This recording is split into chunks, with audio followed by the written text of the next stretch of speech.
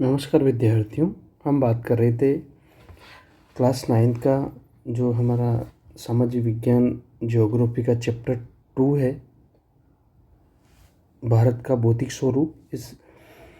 तो इसमें हमने आज के वीडियो से पहले 2 वीडियो बना लिए हैं। अगर आपने वो नहीं देखे हैं तो पहले उन वीडियोज़ को देखिए और इसका जो मैं लिंक है वो डिस्क्रिप्शन में दे दूँगा। तो हमने देख लिया था जो भारत का भौतिक स्वरूप है, उसमें हिमालय पर्वत, उत्तरी मैदानी प्रदेश, ठीक है, और एक आपके देख लिया था हम लोगों ने दक्षिण का पठार। आज हम देखेंगे थार का मरुस्थल, तटीय मैदान और आपके द्वीप समूह। 3 टॉपिक आज हम कवर करेंगे और आपका ये चैप्टर पूरा हो जाएगा। तो चलते हैं बिना किसी देर के। देखिए, बात करेंगे हम आपके थार के मरुस्थल के बारे में या भारतीय मरुस्थल के बारे में। देखिए, भारतीय मरुस्थल अरावली पहाड़ी के पश्चिमी किनारे पर थार का मरुस्थल स्थित है। यह बालू के टिब्बू से ढका एक तरंगित मैदान है। इस क्षेत्र में प्रतिवर्ष 150 मिलीमीटर से भी कम वर्षा होती है, मतलब 15 सेंटीमीटर से भी कम वर्षा होती है। इस शुष्क जलवायु वाले क्षेत्र में वनस्पति बहुत कम है। वर्षा ऋतु में ही कुछ सरिताएं दिखती है और उसके बाद वे बालू में विलीन हो जाती है। पर्याप्त जल नहीं मिलने से वे समुद्र तक नहीं पहुंच पाती है। केवल लूनी ही इस क्षेत्र की सबसे बड़ी नदी है। देखिए, इसको समझिए आप। ये इसको हम मिटा देते हैं। ये देखिए आप, ये है अपना प्यारा भारत। ये हो गया अपना प्यारा भारत, ठीक है। ये है अपना प्यारा भारत। और देखिए, ये इस साइड में है आपके अरावली पर्वतमाला। ये अरावली पर्वतमाला है, ठीक है। और ये पूरा वाला जो पार्ट है ये आपके मरुस्थल वाला पार्ट है। ये पूरा पार्ट मरुस्थल, थार का मरुस्थल, ठीक है। ये पूरा आपके थार का मरुस्थल है। और ये वाला जो एरिया है, इसमें जो बारिश या जो वर्षा है लगभग 15 सेंटीमीटर। कुछ जगह तो ऐसी है जहाँ पर वनस्पति विहीन है, वहाँ बारिश बिल्कुल नहीं होती, जैसे सम जैसलमेर, वहाँ पर आपको बिल्कुल वनस्पति देखने को नहीं मिलेगी, ठीक है। तो ये एरिया जो अरावली पर्वतमाला के जो पश्चिम में है, ये वाला जो पश्चिम वाला जो पार्ट है, ये थार का मरुस्थल है। और यहाँ पर जो बारिश है वो न के बराबर है। और यहाँ पर एक जो नदियाँ हैं वो लंबी नदियाँ नहीं है, कुछ 1-2 नदियों को छोड़ के, जैसे आपकी लूनी नदी है जिसका जो उद्गम है वो जैसे ये अपना राजस्थान है, ठीक है।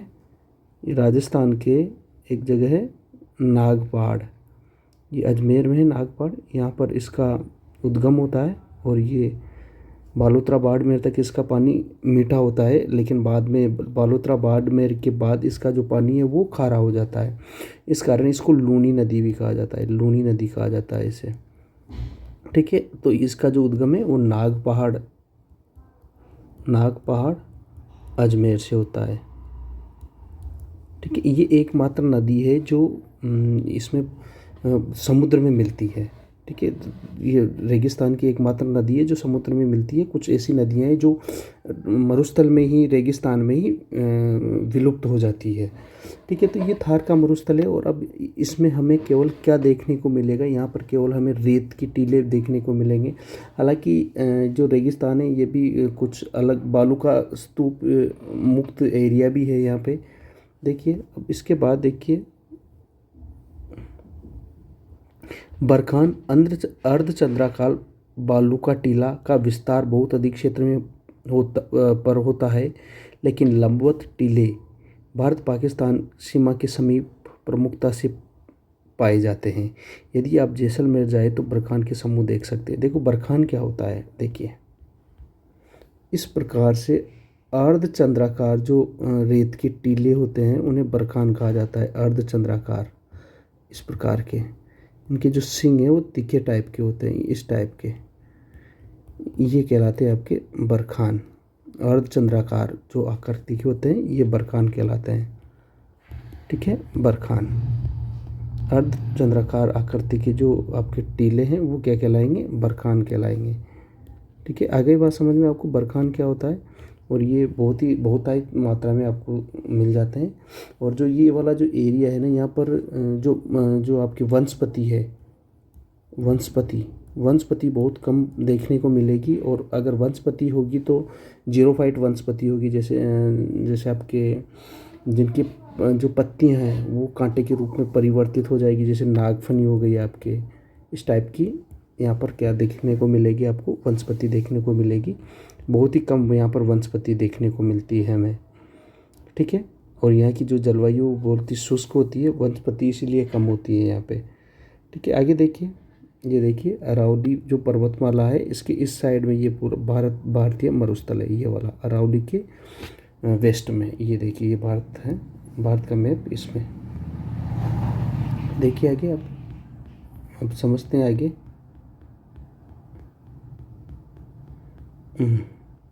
अब देखिए इसमें जो वनस्पति पाई जाती है, देखिए किस प्रकार की वनस्पति पाई जाती है। मैं आपको ये देखिए, ये बिल्कुल रेत के टीले हैं, ये रेत ही रेत है, और ये कुछ कुछ जगह पर कंटीली झाड़ियाँ वगैरह टाइप की ये उगी हुई है यहाँ पे रेगिस्तान में, ये देखिए। ठीक है, इसके अलावा इसको मैं हटा देता हूँ यहाँ से, ये देखिए। और ये मैंने आपको बताया था अभी बरखान, ये बरखान है, ये आपके बरखान है। ये देखो इस टाइप का बरखान पाया जाता है, ये रेत का टीला इस प्रकार से, ये बरखान है अर्धचंद्राकार आकृति में। इस प्रकार जैसे ही हवा चलती है ना इधर से, जैसे ये हवा चल रही है तो ये रेत उड़ उड़ के इसके पीछे लगने लग जाती है, तो इस प्रकार की आकृति यहाँ पर बन जाती है। इसे हम कहते हैं बरखान। क्या कहते हैं? बरखान। अर्धचंद्राकार आकृति होती है, इसके हॉर्न वगैरह भी निकले होते हैं इधर आगे, सिंग जिसे हम कहते हैं। ठीक है, ये अर्धचंद्र। और ये देखिए रेत के टीले किस प्रकार से रेत ही रेत है यहाँ पे। और ये कुछ कुछ जगह पर ये झाड़ियाँ, ये देखिए, ये वनस्पति बहुत ही कम वनस्पति आपको देखने को मिलेगी यहाँ पे थार के मरुस्थल में। ये रेत ही रेत देखिए आप, रेत, और ये आपके वनस्पति है बहुत ही कम। ये देखिए इस प्रकार की वनस्पति मिलती है यहाँ पर रेगिस्तान में, जैसे यहाँ पर नागफनी वगैरह कहते हैं, जीरोफाइट वगैरह, ये आपको देखने को मिलेगी। ये और देखिए, ये खेजड़ी वगैरह के पौधे आपको देखने को मिलेंगे। ये अरावली पर्वतमाला है, और इस अरावली के इस साइड में ये मरुस्थल है आपका। ठीक है, आई थिंक आपको बात आ गई होगी समझ में मरुस्थल के बारे में। ठीक है, अब आगे देखेंगे हम, अगला देखेंगे तटीय मैदान। ठीक है, देखिए तटीय मैदान बताने से पहले मैं आपको एक बार समझा दूंगा तटीय मैदान कौन से हैं। देखो ये पश्चिमी घाट है, ये पूर्वी घाट है। घाट मतलब यहाँ पर पहाड़ियाँ हैं, ये अपना इंडिया है। ठीक है, इसके ये बहुत पहाड़ियाँ हैं यहाँ पर, पहाड़ियाँ, ये पहाड़ी, और इसके साइड में ये मैदानी एरिया है पूरा, ये वाला समुद्र के तट के पास बिल्कुल मैदानी एरिया है। ये आपको दिख रहा है ना, ये मैदानी एरिया है बिल्कुल, ये वाला मैदानी एरिया है। इसे कहते हैं अपन कोस्टल एरिया या तटीय मैदान। ठीक है, अब देखो इसकी जो प्रमुख, ये आप देख सकते हो, ये पूरा तटीय मैदान है। ठीक है, अब इसको एक बार बता देता हूँ मैं, फिर आपको रीड करवा देता हूँ, फिर आपको समझा दूंगा एक बार और।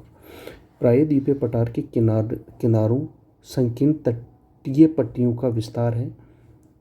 यह पश्चिम में अरब सागर से लेकर पूर्व में बंगाल की खाड़ी तक विस्तृत है। पश्चिमी घाट तथा अरब सागर के बीच स्थित एक संकीर्ण मैदान है। देखो ये आपके क्या है, ये पश्चिमी घाट है। क्या है? पश्चिमी घाट। ये पहाड़ियाँ हैं यहाँ पे, पश्चिमी घाट है ये। और ये इधर है आपके अरब सागर। इधर है बंगाल की खाड़ी, ये पूरा वाटर वाला एरिया है, बंगाल की खाड़ी, बंगाल की खाड़ी। ठीक है, तो ये वाला जो एरिया है ये क्या कहलाएगा आपके, ये कहलाएगा पश्चिमी, आपके जो पश्चिमी जो कोस्टल एरिया है वो कहलाएगा ये पश्चिमी तटीय मैदान, और ये पूर्वी तटीय मैदान। ठीक है, अगर बात समझ में ये देखिए एक और मैप से आप समझ सकते हो, इससे ये पूर्वी तटीय में, ये पश्चिमी तटीय मैदान है और ये पूर्वी तटीय मैदान है आपके। ये दो हैं। अब देखिए आगे, अब इसमें देखते हैं अपन।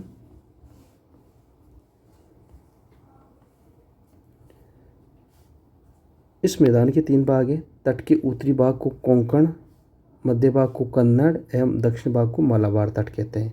देखो ये वाला जो तट है पश्चिमी वाला, ये कोंकण तट, मुंबई से गोवा तक, मुंबई से गोवा तक का जो पार्ट है, हालांकि ये ऊपर गुजरात से ऊपर वाला पार्ट काठियावाड़ तट के नाम से भी जाना जाता है। और ये देखिए आपके कोंकण तट, ये कोंकण तट आ जाता है आपके, जो कहाँ से कहाँ तक है आपके, मुंबई से गोवा तक। और ये आपके कन्नड़ तट आ जाता है, कर्नाटक है यहाँ पर आपके, गोवा से कर्नाटक। और ये आपके आ जाता है मालाबार तट, जो केरला तक स्थित है, ये पूरा मालाबार तट। ठीक है, ये ध्यान रखना आप। तीनों कन्नड़, कौन कौन सा, कोंकण, कन्नड़ और मालाबार तट तीनों। वैसे अगर ये भी आप याद रख लेना, काठियावाड़ तट इसमें दे नहीं रखा, लेकिन ये भी होता है काठियावाड़ तट भी। 4 तट हैं, काठियावाड़, कोंकण, कन्नड़ और आपके मालाबार तट। ठीक है, ये 4 तट हैं यहाँ पे। और इधर अपन अगर इधर देखेंगे तो इधर आ जाएगा आपके उत्तरी सरकार तट या उत्कल तट, उत्कल तट। ठीक है, और आपके आ जाएगा कोरोमंडल तट। ये 2 इधर प्रमुख जो तट हैं, ये 2 तटों में बटा हुआ है, उत्तरी सरकार तट और आपके आ जाएगा कोरोमंडल तट। ठीक है, आगे देखिए। बंगाल की खाड़ी के साथ विस्तृत मैदान चौड़ा एवं समतल है। उत्तरी भाग में उत्तरी सरकार कहा जाता है, जबकि दक्षिणी भाग कोरोमंडल तट कहलाता है। देखो उत्तरी भाग तो क्या कहलाता है इसका, उत्तरी भाग इसका कहलाता है आपके उत्तरी सरकार, और जो इसका दक्षिणी भाग है वो कोरोमंडल तट कहलाता है। ठीक है, बड़ी नदियाँ जैसे महानदी, गोदावरी, कृष्णा, कावेरी इस तट पर विशाल डेल्टा का निर्माण करती है। चिल्का झील पूर्वी तट पर स्थित एक महत्वपूर्ण भूलक्षण है। देखो इस जो एरिया है, इसमें जो आपके जो मेन रिवर्स है, देखिए ये गोदावरी हो गई आपके, महानदी हो गई, कृष्णा हो गई, ये कावेरी हो गई। ये रिवर इधर डेल्टा का निर्माण करती है। डेल्टा क्या होता है, मैंने आपको लास्ट वाली क्लास में समझाया था, डेल्टा किसे कहा जाता है। डेल्टा क्या होता है मैंने आपको लास्ट वाली क्लास में समझाया था, एक बार और बता देता हूँ मैं डेल्टा क्या होता है। डेल्टा देखो, जब नदी समुद्र में गिरने से पहले या किसी भी वाटर बॉडी में गिरने से पहले अनेक शाखाओं में विभाजित हो जाती है, शाखाओं में विभाजित हो जाती है,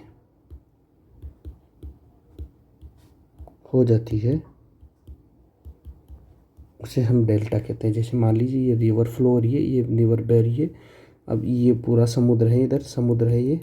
अब ये क्या होती है, ये बहुत ज़्यादा मिट्टी और इसमें जो गाद वगैरह होती है ना, उसके कारण ये बहुत सारी पार्ट्स में डिवाइड हो जाती है, इसे हम डेल्टा कहते हैं।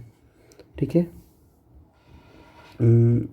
तो इनके डेल्टा यहाँ पर बड़े बड़े डेल्टा है, बड़ी रिवर्स, कावेरी, कृष्णा, गोदावरी, आपके इधर महानदी हो गई। ठीक है, आगे देखिए आप चिल्का झील। देखो चिल्का झील, अगर आपसे बात की जाए चिल्का झील की, तो ये आपकी चिल्का झील आ जाती है ओडिशा में। ये ओडिशा में यहाँ पर चिल्का झील है। ये भारत की सबसे बड़ी खारे पानी की झील, अगर आपसे पूछा जाए भारत की सबसे बड़ी खारे पानी की झील, खारे पानी की झील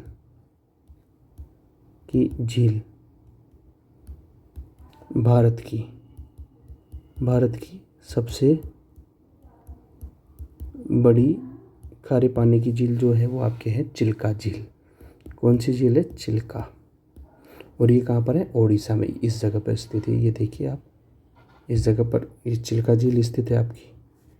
ठीक है, तो अगर आपसे पूछा जाए कि जो चिल्का झील है वो कहाँ पे है? ओडिशा में है, और ये खारे पानी की सबसे बड़ी भारत की झील है।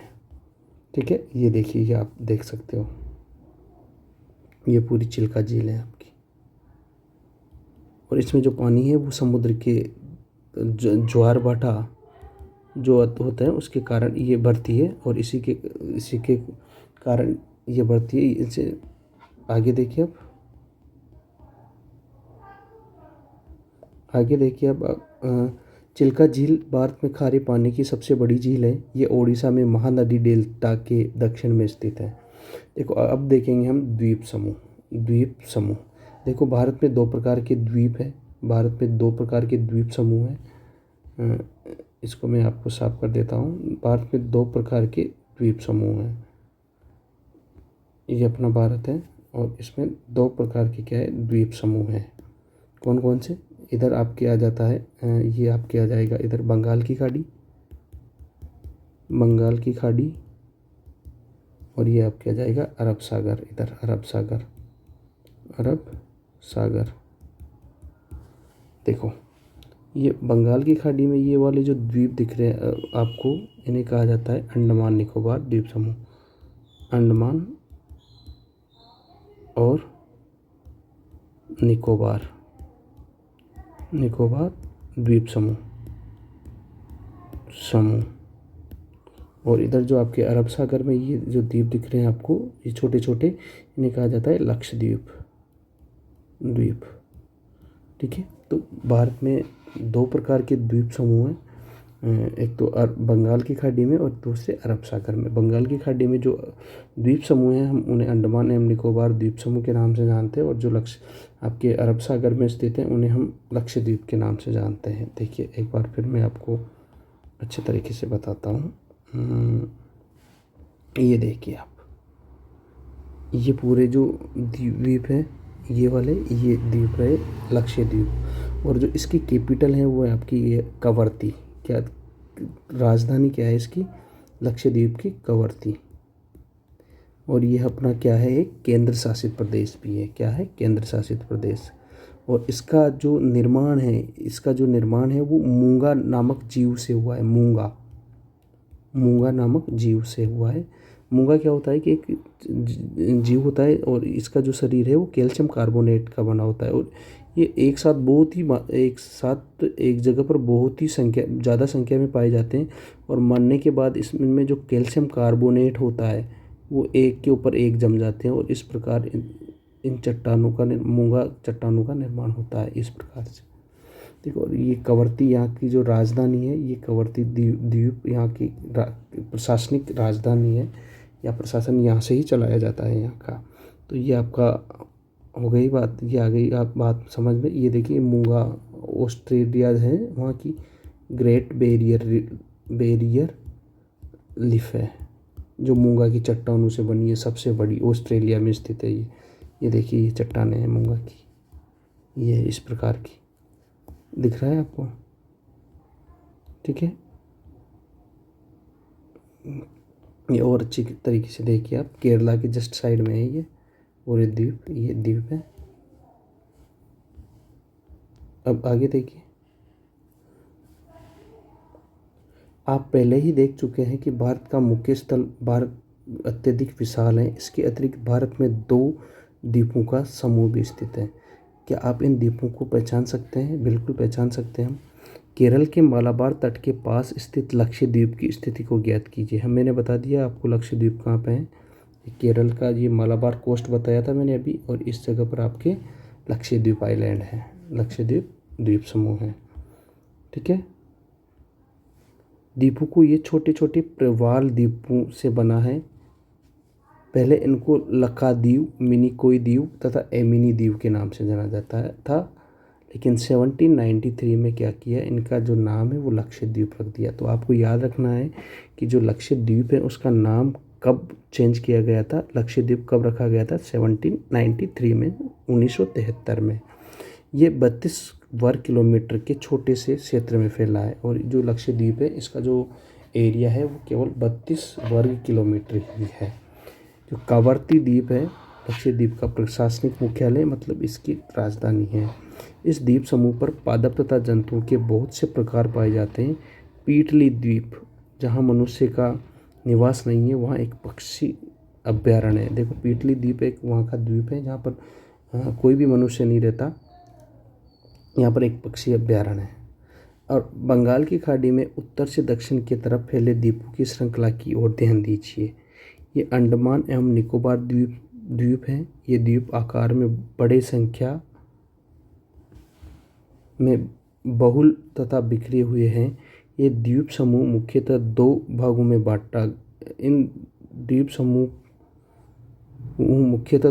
में बांटा गया है। उत्तर में अंडमान तथा दक्षिण में निकोबार।